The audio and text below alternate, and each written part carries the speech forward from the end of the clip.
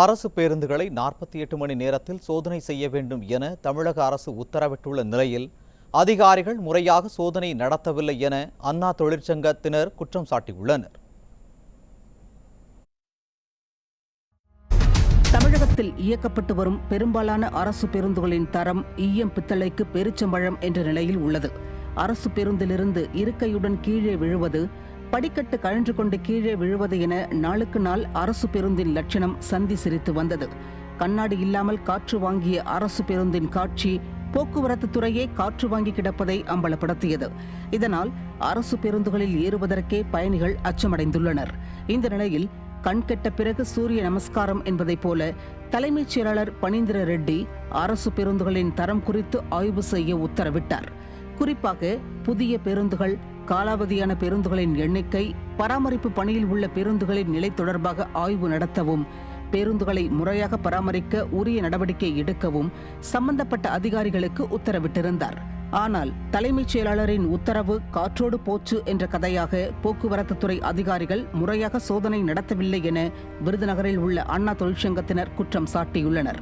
பேருந்துகளில் சேதம் ஏற்பட்டால் உதிரி பாகங்களை கூட ஒழுங்காக தருவதில்லை என பகீர் குற்றச்சாட்டும் எழுந்துள்ளது.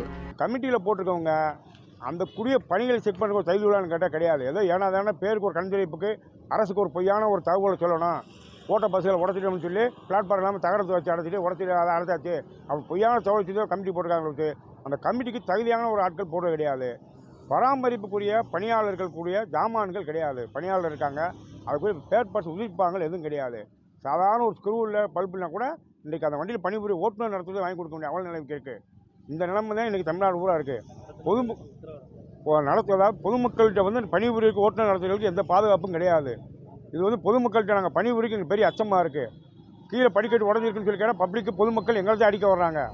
இதுக்கு நிர்வாகம் எதுவும் கண்டுக்கிறது கிடையாது. போக்குவரத்து ஊழியர்களெல்லாம் ஒரு கையாளாத்தனம் சேர்ந்த விடியா திமுக அரசு போக்குவரத்து கண்டுக்கிறதே கிடையாது. இதை வன்மையாக கண்டிக்கத்தக்கது. தொழிலாளர்களோட உயிருக்கு உத்தரவாதம் வேணும். இந்த அரசு பொய்யான ஒரு தகவல் அறிக்கை கொடுக்காம உண்மை சம்பவத்தை ஆராய்ஞ்சு சரியான முறை பராமரிக்க வேண்டியது எங்களோட கோரிக்கை. அதிமுக ஆட்சியில் புதிதாக வாங்கப்பட்ட பேருந்துகள் தரமுள்ளவைகளாக இருந்த நிலையில் விடிய ஆட்சியில் வாங்கப்பட்ட பேருந்துகள் சோப்பு டப்பாவை போல தரமற்று காணப்படுவதாக குற்றச்சாட்டு எழுந்துள்ளது.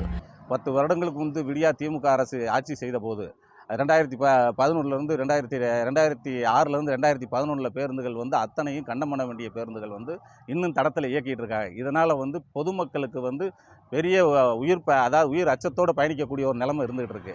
இதுக்கு என்ன காரணம்னு கேட்டோம்னா, போக்குவரத்து கழகங்களை இந்த விடியா திமுக அரசு இப்போ கண்டுக்கிறதே கிடையாது. என்ன அவங்களுக்கு ஒரே இலவசத்தை ஒரு இதை மட்டும் சொல்லிட்டு பயணிகளுடைய பாதுகாப்புன்றது கேள்விக்குறியாக தான் இருக்குது. அதாவது அனைத்து இந்திய அண்ணா திராவிட முன்னேற்ற கழக பொதுச் செயலாளர் அண்ணன் எடப்பாடியார் ஆட்சியில் இருக்கிறப்ப வாங்கி கொடுத்த பேருந்துகள்னால தான் இன்று தமிழ்நாடு அரசு போக்குவரத்து கழக பேருந்துகள் அனைத்தும் இயங்கிக்கிட்டு இருக்கு. ஆனால் அரசு அப்பொழுது அதிமுக ஆட்சியில் ஸ்பேர் பார்ட்ஸ்ன்றது 100க்கு 100% ஒரு கிளையில் ஒரு 100 பேர் இருந்துச்சுன்னா 100 பேருந்துக்குரிய அத்தனை ஸ்பேர் பார்ட்ஸும் இருந்துச்சு. இப்போ பிரேக் சம்மந்தப்பட்ட வேலைகள் லைனிங்கோ ட்ரம்மோ எதுவும் வாங்குறது கிடையாது. எனவே உடனடியாக தமிழகம் முழுவதிலும் பேருந்துகளை முறையாக சோதனை செய்து பொதுமக்கள் மற்றும் போக்குவரத்து ஊழியர்களின் உயிரை காப்பதற்கு விடியா திமுக அரசு உரிய நடவடிக்கை எடுக்க வேண்டும் என அண்ணா தொழிற்சங்க போக்குவரத்து ஊழியர்கள் கோரிக்கை விடுத்திருக்கின்றனர்.